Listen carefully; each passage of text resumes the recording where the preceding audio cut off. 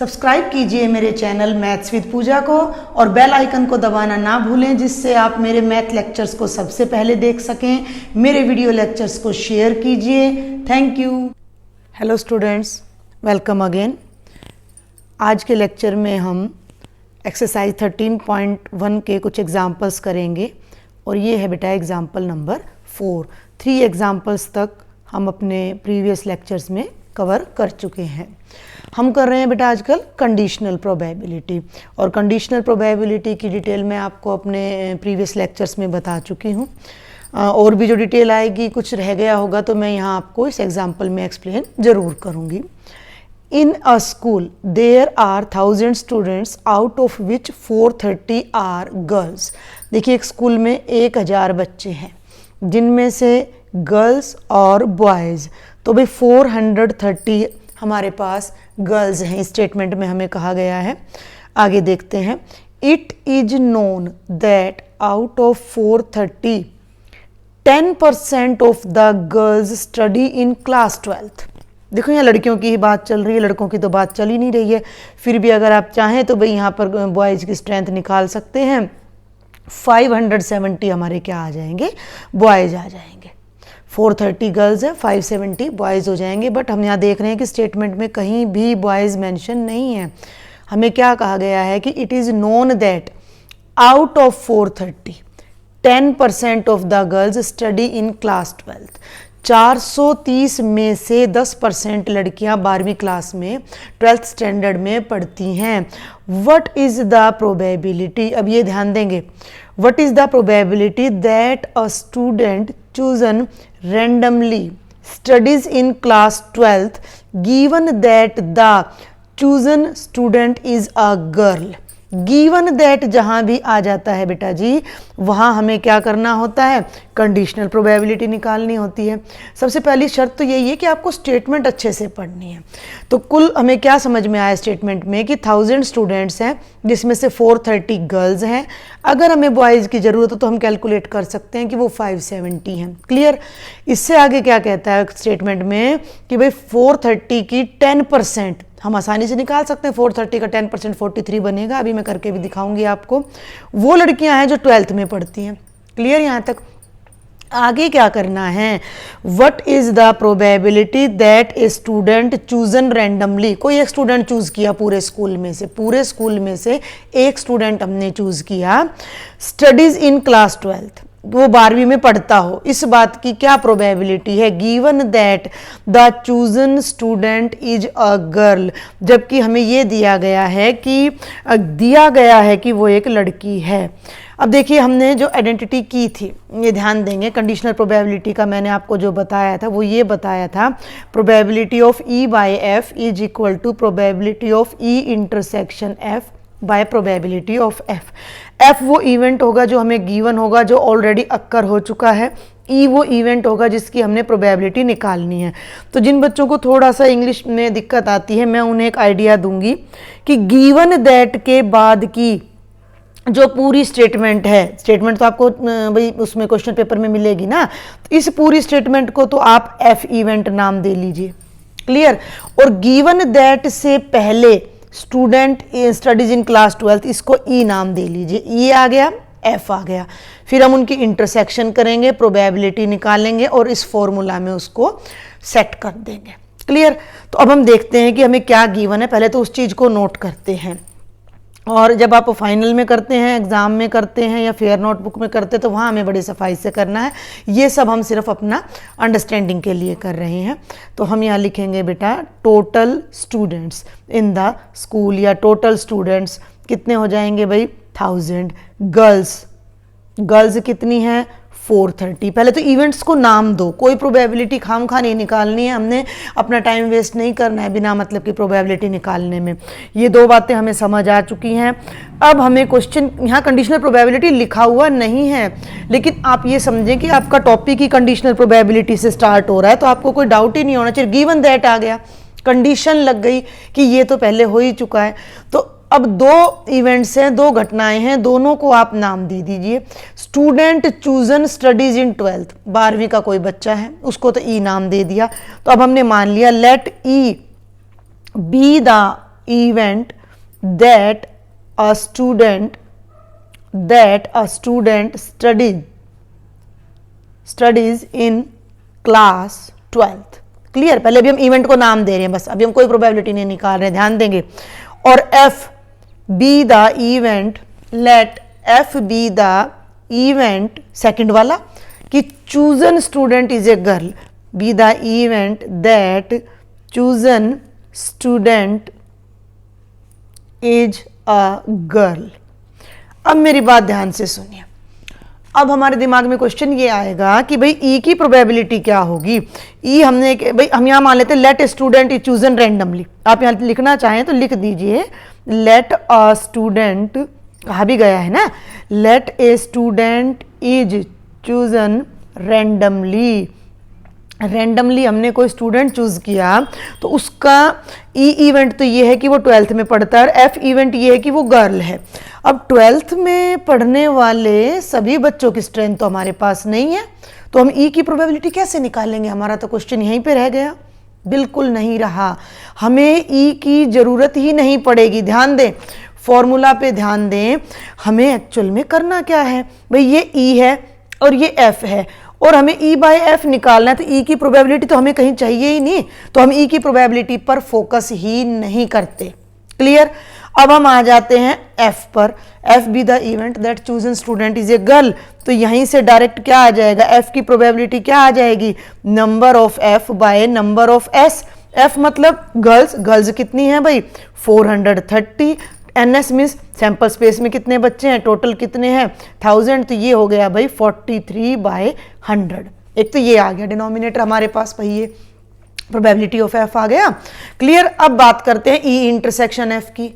अब आप एक बात पे और ध्यान दीजिए, अब आप कहेंगे कि यहाँ पर तो हमारे पास तो ना तो सैंपल स्पेस है और भाई ना ही हम इसको सेट में रिप्रेजेंट कर पा रहे हैं, तो इंटरसेक्शन कैसे लें? आप ध्यान करें कि सेट को हम दो तरह से लिखते थे, रोस्टर में और सेट बिल्डर में, तो ये रूल है। ई इवेंट भाई देखो हमारे पास सेट नहीं है, लेकिन इन दोनों को मिक्स करके ही तो इंटरसेक्शन बनेगी। इंटरसेक्शन क्या होती है, जिसमें दोनों इंक्लूड हो। ई क्या है, एक स्टूडेंट 12th का लिया है, एफ क्या है, एक गर्ल ली है, ये 12th के बच्चे हैं और ये गर्ल है, तो दोनों की इंटरसेक्शन वो गर्ल जो 12th में पढ़ती हैं, तो ई इंटरसेक्शन एफ आपका क्या बन जाएगा, be the, let E intersection F be the event that student chosen studies in student chosen is a girl, yes, is a girl and studies in 12th, and आ गया ना भाई, इंटरसेक्शन का मतलब इन दोनों का एंड लगा देना है, and studies in class 12th। मेरी बात को आप समझ पा रहे हो? फिर से देखिए ध्यान से कि हमारे पास ई सेट की फॉर्म में नहीं है, एफ बी सेट की फॉर्म में नहीं है, और हमें चाहिए दोनों की इंटरसेक्शन। अब हम क्या करें, कुछ भी नहीं सोचना, हमें ज़्यादा परेशान होना ही नहीं है। ये वो स्टूडेंट हैं जो 12th में पढ़ते हैं, ये वो स्टूडेंट हैं जो गर्ल हैं, तो 12th एंड गर्ल का क्या मतलब है, वो गर्ल्स जो 12th क्लास में पढ़ती हैं, तो वो सेट हमने ले लिया कि student chosen is a girl and studies in 12th। अब 12th में पढ़ने वाली लड़कियां हमें बताया गया था कितनी थी, 10% of the girl studies in class 12th, 430 का 10%, तो number of cardinal number of E intersection F क्या हो जाएगा, वो लड़कियां जो 12th में पढ़ती हैं, तो वो क्या बनेगा, वो बनेगा 10% ऑफ 430, तो ये हो जाएगा भाई 10 इंटू 430/100, यानी कि 43 गर्ल्स हो गई। तो probability of E intersection F क्या हो जाएगा, number of E intersection F bye number of S. Okay, और ये कितना हो जाएगा 43/1000। ध्यान देंगे हमारे पास एक रिजल्ट ये आ जाता है probability of E intersection F, एक ये आ जाता है प्रोबेबिलिटी ऑफ एफ। और एक्चुअल में हमने करना क्या है भाई, ई की प्रोबेबिलिटी निकालनी है conditional given that F has occurred, तो वी नाउ हम डायरेक्टली लिख लेते हैं कि probability of E by F क्या हो जाएगा, probability of E intersection F by probability of F, और दोनों हमारे पास हैं तो हमें बिल्कुल परेशान नहीं होना। 43/1000 डिवाइडेड बाय 43/100, ये कैंसिल होकर कितना आ जाएगा हमारा 1/10। बिल्कुल इजी क्वेश्चन था।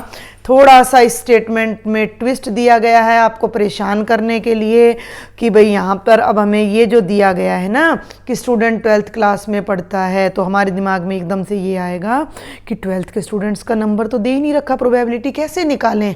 बट हम लास्ट में जब चलते हैं और सॉल्व करते हैं तो हम देखते हैं कि हमें प्रोबेबिलिटी ऑफ ई की तो कोई नेसेसिटी है ही नहीं। तो ये था बेटा जी हमारा एग्जाम्पल नंबर 4। अब हम आगे बढ़ते हैं और ये है भाई हमारा एग्जाम्पल नंबर 5। ओके, ये है हमारा example number 5। A die is thrown 3 times, एक डाई को 3 बार फेंका गया है। ध्यान देंगे, events A and B are defined as below. ये ए और बी इवेंट्स हैं। ए का मतलब है 4 ऑन थर्ड रो, ध्यान देंगे अभी बताती हूँ मैं। B 6 on first and 5 on second row. Clear. एक तो ये ध्यान दें कि जब हम 3 डाई को रोल करते हैं, 3 डाइज को जब हम फेंकते हैं, तो 3 डाई जब हमारी डलती हैं तो एक डाई के डलने पर 6 हमारे पास पॉसिबल आउटकम्स आते हैं। तो 2 डाई जब हमारी डलती हैं, 2 डाई जब हमारी डलती हैं तो ध्यान देंगे 6 गुना 6 यानी 36 आते हैं। और 3 डाई जब हमारी डलती हैं तो 6 × 6 × 6 यानी 216 आउटकम्स हमारे आएंगे। और 216 आउटकम्स को लेकर एक sample space banana it is not possible. तो हम डायरेक्ट इन क्वेश्चंस को करेंगे। मैंने आपको बताया था बेटा कई टाइप के क्वेश्चन आपको मिलेंगे जिनमें प्रोबेबिलिटी भी ऑलरेडी गिवन होगी, जस्ट फॉर्मूला लगाना है, वो शॉर्ट होंगे आपके। कुछ ऐसे भी होंगे जिनमें आपको सैंपल स्पेस और सेट बनाकर खुद करना है। कुछ ऐसे होंगे जिनमें आपको प्रोबेबिलिटी डायरेक्ट निकालनी पड़ेगी, जैसे लास्ट वाले में निकाला था। तो अब हम यहाँ शुरू से शुरू करते हैं कि when a die is thrown, when a die is thrown 3 times. ठीक है भाई, जब हम एक डाई को 3 टाइम्स टॉस करते हैं तो number of elements in S यानी सैंपल स्पेस में कितने एलिमेंट्स होंगे, दोज विल बी 216। क्लियर। हमें वो 216 को शो नहीं करना है, बिल्कुल शो करने की जरूरत नहीं है। Come to the event A. A क्या है 4 ऑन थर्ड थ्रो। ध्यान देंगे थर्ड थ्रो ये है भाई, थर्ड पे कितना आ रहा है 4, इस पे तो 4 आ रहा है और इन दोनों डाई पे कुछ भी आ रहा हो। तो अब आप थोड़ी देर के लिए इसको कवर कर लीजिए और समझ लीजिए कि 2 डाई हैं भाई, 3 डाई रोल कर रहे हैं। बात को समझे, 3 डाई रोल कर रहे हैं, 3 रोल कर रहे हैं और इस पे 4 ही आना है और नंबर इसके देखने ही नहीं है। बच गई ये 2, इन 2 पे तो कुछ भी आ सकता है और 2 पर 36 आउटकम आ सकते हैं। जब आप 2 डाई को इकट्ठा रोल करोगे, हमने इस तरह के क्वेश्चन 10th में भी किए हैं और 11th में भी किए हैं कि भाई जब हम 2 डाई को इकट्ठा रोल करेंगे तो इन पर 36 आउटकम आएंगे और उन 36 के साथ ये 4 हर बार मर्ज होगा। तो हमारे पास ए में भी 36 आउटकम आएंगे। बात समझ रहे हो भाई, ये पहली डाई, ये दूसरी डाई और ये तीसरी, इस पे तो 4 आ गया। इस पे क्या आ सकता है, इस पे 1 1 4, 1 2 4, 1 3 4, 1 4 4, 1 5 4, 1 6 4। क्लियर। फिर हमारा 2 1 2 2 2 3 2 4 2 5 2 6 3 1 3 2 3 यानी ऐसे 36 आउटकम हमारे पास आएंगे और उन 36 के साथ सबके साथ 4 आएगा ना प्रोबेबिलिटी। वो अपना परमुटेशन एंड कॉम्बिनेशन भी लगा सकते हैं आप, यहाँ पर परमुटेशन एंड कॉम्बिनेशन अप्लाई कर सकते हैं कि 6 आउटकम यहाँ हैं, 6 यहाँ हैं और यहाँ एक फिक्स है हमारा, यहाँ फिक्स है 4 के अलावा तो कुछ आना नहीं। तो टोटल केसेस कितने बनेंगे भाई हमारे 36 केसेस हमारे टोटल बनेंगे। Understand my point. तो ए मींस 4 ऑन थर्ड रो, तो हम ए का सैंपल स्पेस बना सकते हैं। तो ए कैसे रिप्रेजेंट होगा 1 1 4, थोड़ा सा हम लिख देते हैं 1 2 4 1 6 4। भाई फिर लिखिए 2 1 4 2 2 4 और 2 6 4 और ऐसे चलते चलते आप लास्ट में आ जाइए 6 1 4 6 2 4 एंड एट लास्ट 6 6 4। और यहीं पर आप लिख दीजिए नंबर ऑफ एलिमेंट्स इन ए कितने हो गए, 36 हो गए। क्लियर। नंबर ऑफ एस आ गया। सैंपल स्पेस यहाँ बिल्कुल बनाना नहीं है, हमारे पास इतना टाइम नहीं होता, हम ये बनाएंगे बहुत लंबा पड़ जाएगा। और यहाँ पर भी हम सिर्फ कुछ इंपॉर्टेंट भाई अपने एलिमेंट्स दिखा के सैंपल स्पेस को इसको भी क्लोज कर देंगे। अब हम आ जाते हैं भाई बी पर। बी क्या है, ध्यान देंगे 6 ऑन फर्स्ट। इन क्वेश्चंस में हमें परमुटेशन बड़ा मदद करती है। 6 on first and 5 on second row, second throw. तो अब आप ये देखिए फिर से वही बात आ जाती है, ये 3 थ्रो हैं भाई, इस पे 6 है और इस पे 5 है, फिक्स है, इसके अलावा हमें कुछ नहीं चाहिए। ये वेरी कर रहा है, ये डाई वेरी कर रही है, तो इस डाई पे क्या क्या आ सकता है, इस पे 1 आ सकता है, 2 आ सकता है, 3 आ सकता है, 4 आ सकता है, 5 आ सकता है और 6 आ सकता है। तो आप इसे परमुटेशन की नज़र से देखें तो यहाँ 1 प्लेस, फिर 1 प्लेस, और यहाँ पर केवल एक ही एलिमेंट आएगा, यहाँ एक ही एलिमेंट आएगा, और यहाँ पर आने के लिए हमारे पास 6 एलिमेंट्स हैं। तो 6 × 1 × 1 टोटल कितने फेवरेबल केसेज हो जाएंगे हमारे, 6 हो जाएंगे। तो बी सेट हमारा क्या बनेगा, 6 5 1। 6 और 5 तो फिक्स है, फर्स्ट और सेकंड पर, ये मूव नहीं करेंगे। तो 6 5 1, 6 5 2, 6 5 3, 6 5 4, 6 5 5 एंड 6 5 6 लिख ही देती हूँ मैं, क्योंकि इंटरसेक्शन में हमें मदद करेगा। ये हो गया बी। भाई बी में कितने एलिमेंट्स हैं, 6। हम अभी कोई प्रोबेबिलिटी नहीं निकाल रहे हैं, अभी हमने करना क्या है वो भी डिस्कस नहीं किया है हमने अभी। फिर से देखें, ए डाई 3 टाइम्स थ्रो की गई, ए और बी इवेंट्स थे जो हमने यहाँ बना लिए। Find the probability of A given B has already अक्कर्ड।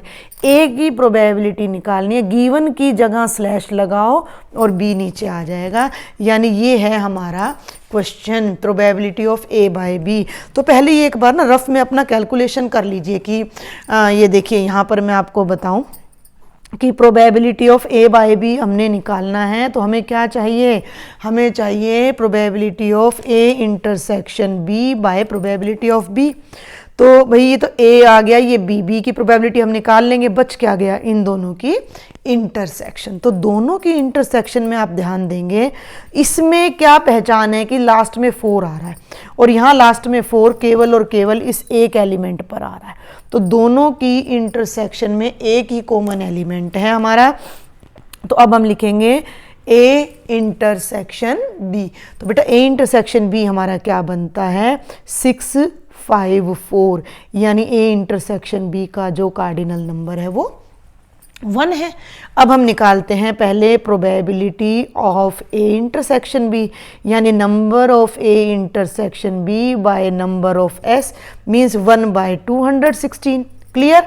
और साथ में ही आप निकाल लीजिए किसकी चाहिए, अब हमें डी की। ए की जरूरत ही नहीं है, हम क्यों निकालेंगे ए की बेकार में, अपना टाइम वेस्ट नहीं करेंगे अब हम।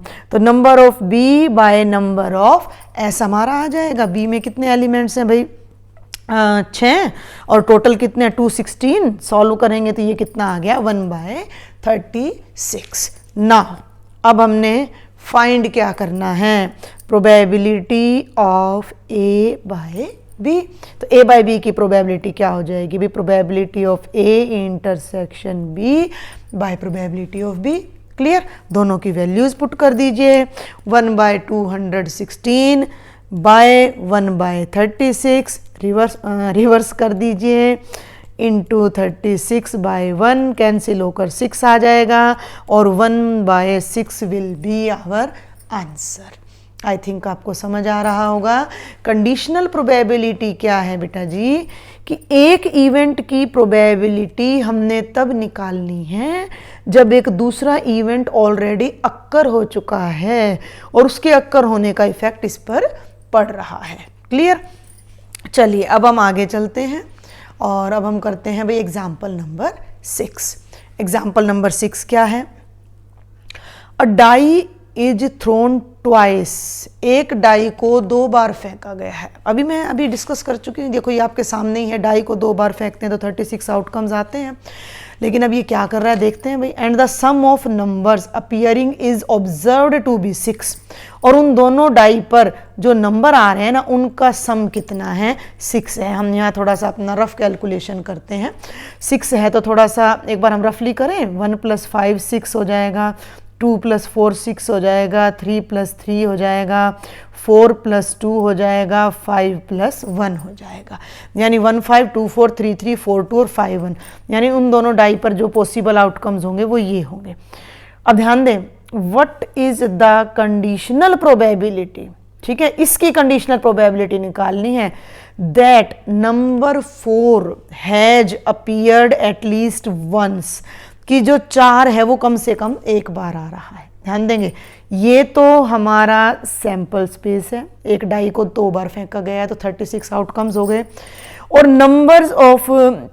नंबर्स का जो सम है वो 6 है, एक इवेंट ये हो गया, इसको हम ई नाम दे देते हैं। और इसकी देखो, अब ध्यान देंगे मेरी बात पे आप, इसकी कंडीशनल प्रोबेबिलिटी निकालनी है तो हिसाब से तो ये ई है हमारा। देखो, अगर आप फॉर्मूला, जब मैंने आपको चैप्टर स्टार्ट कराया तो मैंने आपको दोनों फॉर्मूले बताए थे, E/F भी बताया था मैंने और F/E भी बताया था, और ये कहा था कि ये आपकी समझ पे डिपेंड करता है। लेकिन जिन बच्चों को थोड़ा कंफ्यूजिंग लगे तो वो ये बात को ध्यान रखें कि जिसकी कंडीशनल प्रोबेबिलिटी निकालनी, भाई उसको तो E ले लो और दूसरे इवेंट को आप F ले लो। तो अब ये ध्यान देंगे कि कंडीशनल प्रोबेबिलिटी इसकी निकालनी है तो ये इवेंट E होगा और ये जो दूसरा इवेंट है ये F होगा। ओके, तो मैं अब इसको आपको थोड़ा शॉर्ट में बता देती हूँ। एक डाई को 2 बार थ्रो किया है तो सैंपल स्पेस में कितने एलिमेंट्स आ जाएंगे, 36। लेट E, ध्यान देंगे, इसको E लेना है भाई, हमने इसको E लेना है, इस पे लिख लिया कीजिए, और इसको F लेना है। Let E be the event that number 4 has appeared, इसको एज इट इज यहाँ से बस स्टेटमेंट से उतार दीजिए अपना, एटलीस्ट वंस।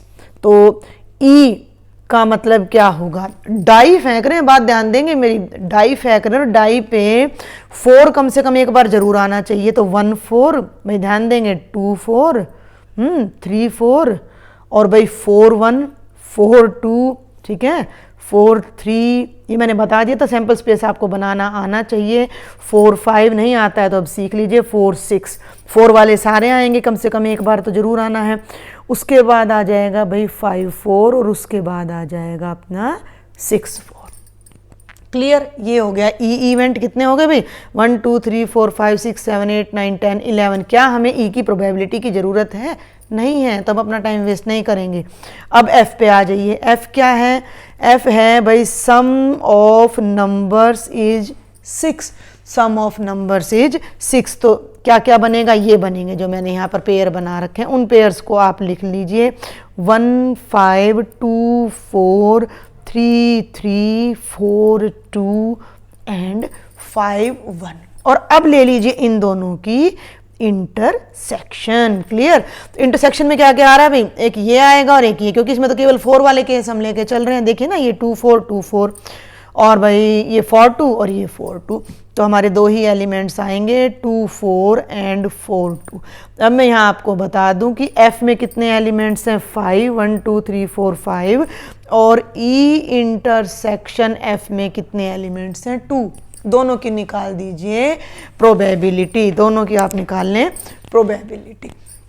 तो ये हो जाएगा भाई probability of E intersection F तो हो जाएगा 2/36। Am I right? Probability of E intersection F हो जाएगा 2/36 और भाई प्रोबेबिलिटी ऑफ F हो जाएगा 5/36। E की प्रोबेबिलिटी के में ज़रूरत ही नहीं है। अब हमारा क्वेश्चन क्या है? फिर से देख लें एक बार, ध्यान से देखें कि E की कंडीशनल प्रोबेबिलिटी दैट, इसकी कंडीशनल प्रोबेबिलिटी निकालनी है। तो ये E ऊपर आएगा और ये F नीचे आएगा। तो नाउ प्रोबेबिलिटी ऑफ E/F क्या बन जाएगी? Probability of E intersection F by probability of F। तो ये बन जाएगा भाई 2/36 by 5/36 and it cancels and it will be 2/5। I think आपको ये समझ आया होगा।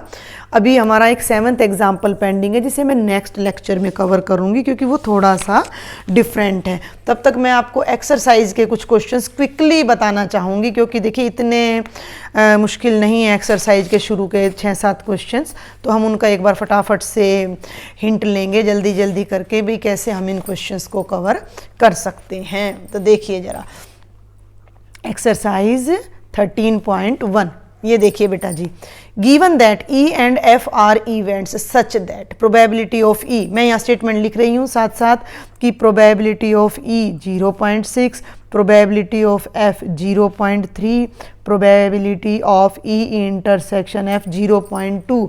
आपने ई बाय एफ और एफ बाय ई दोनों निकालने हैं। आई थिंक आप कर सकते हो, इसको छोड़ दूँ मैं इसको आपके लिए। Probability of E by F का ये फॉर्मूला हो जाएगा और f बाई ई में वो नीचे आ जाएगा। तो please do it your self. थोड़ा सा मैं आपको बस हिंट्स बता रही हूँ ताकि आपको ये ना लगे कि मुश्किल है। अब आ जाइए सेकंड पर, compute probability of a by b if probability of b is this and a intersection b is this. A की नहीं दे रखी, ए की हमें ज़रूरत भी नहीं है। हमारी आइडेंटिटी क्या बनेगी मैं ये देखिए ना जल्दी से, चलिए मैं बता ही देती हूँ। बी की प्रोबेबिलिटी है 0.5 और ए इंटरसेक्शन बी की प्रोबेबिलिटी है 0.32। We have to calculate A by B and as per identity ये बनेगा हमारे पास, और दोनों चीज़ें हैं हमारे पास। 0.32 बाय 0.5 तो भाई ये क्या बन जाएगा, 32 बाई इधर 100 आएगा और उधर 5/10 आएगा, तो ये 32/50 बन जाएगा। आप इसको और काटना चाहें तो और कैंसिल कर सकते हैं, तो 16/25 आ जाएगा। Come to question number 3। देखिए बेटा जी, ये है अब हमारा question number 3। If probability of A दे रखा है, बी दे रखा है और हमें कंडीशनल प्रोबेबिलिटी दे रखी है। ठीक है भाई, देखिए जरा एक बार मैं राइट डाउन कर रही हूँ स्टेटमेंट को यहाँ पर। Probability of A 0.8, probability of B 0.5, probability of B by A 0.4। तीन चीज़ें हमने फाइंड आउट करनी है। Probability of A intersection B, probability of A by B and third is probability of A union B. ये थोड़ा सा हटके question है, डिफरेंट है, बट मुश्किल बिल्कुल भी नहीं है। तो चलिए देखते हैं। ए की पता है, बी की पता है और कंडीशनल पता है, तो कंडीशनल को ही पकड़ लीजिए पहले भाई। प्रोबेबिलिटी ऑफ बी बाय ए का क्या फॉर्मूला होता है उसको यूज़ कीजिए। यहाँ पर जो अननोन है वो अपने आप आ जाएगा। Probability of A intersection B, और ए नीचे है तो बाय प्रोबेबिलिटी ऑफ ए। कई बार ऐसा होता है ना कि फॉर्मूले को हम ट्विस्ट करके भी तो यूज़ कर सकते हैं, ज़रूरी थोड़ी है कि एक ही फॉर्म में हमने उसको यूज़ करना है। तो अब चलिए हम जो हमें पता है वो पुट कर देते हैं। ये है भाई 0.4, इंटरसेक्शन की प्रोबेबिलिटी हमें नहीं पता और ए की प्रोबेबिलिटी है भाई 0.8। क्रॉस मल्टीप्लाई कर दीजिए, 8 4 जा क्या हो जाएगा 32, 0.32 आ जाएगी ए इंटरसेक्शन बी की जो हमारी प्रोबेबिलिटी है। तो ये हमारा आ गया फर्स्ट पार्ट। क्लियर। अब फर्स्ट पार्ट आ गया तो सेकंड तो बिल्कुल भी मुश्किल नहीं है हमारा। ये फर्स्ट है भाई, ये सेकंड है। सेकंड क्या निकालना है हमने कैलकुलेट करना है probability of A by B, और उसकी आइडेंटिटी क्या है, probability of A intersection B by probability of B, यानी 0.32।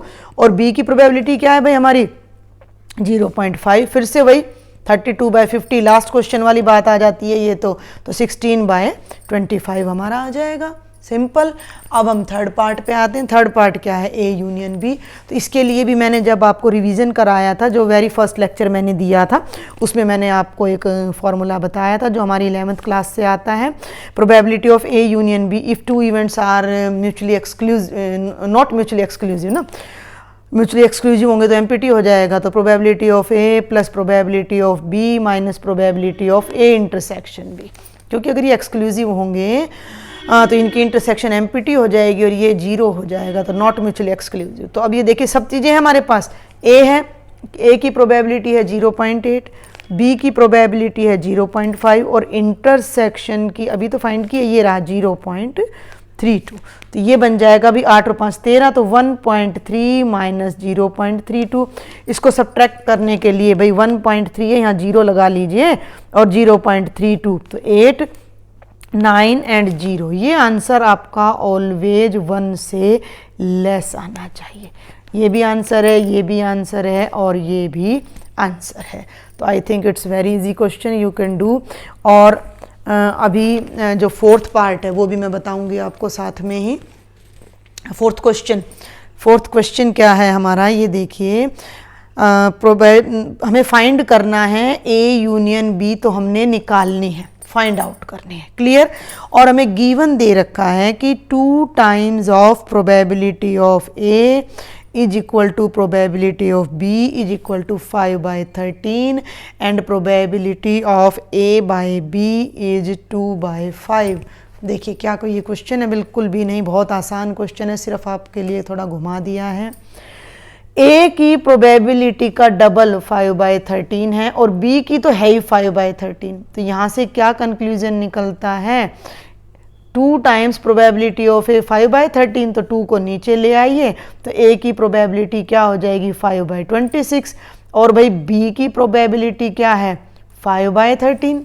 ठीक है, तो बिल्कुल अब अपने लास्ट पार्ट की तरह पहले आप इसको कंडीशनल प्रोबेबिलिटी को लगाएं तो इंटरसेक्शन आएगी, और इंटरसेक्शन का यूज़ करेंगे तो यूनियन की प्रोबेबिलिटी आ जाएगी। And same is your question number 5। तो ये 5 क्वेश्चन तो आपको न्यूमेरिकल दे रखे थे, तो बहुत ही इजी हैं। इससे आगे के क्वेश्चंस फिर मैं आपको नेक्स्ट वीडियो लेक्चर में बताऊंगी। अगर आपको कोई भी डाउट है, कोई क्लियर नहीं हो रहा है, कुछ आपको सजेशंस देने हैं, तो you are most welcome. And if you like my lectures then please subscribe and share. Thank you.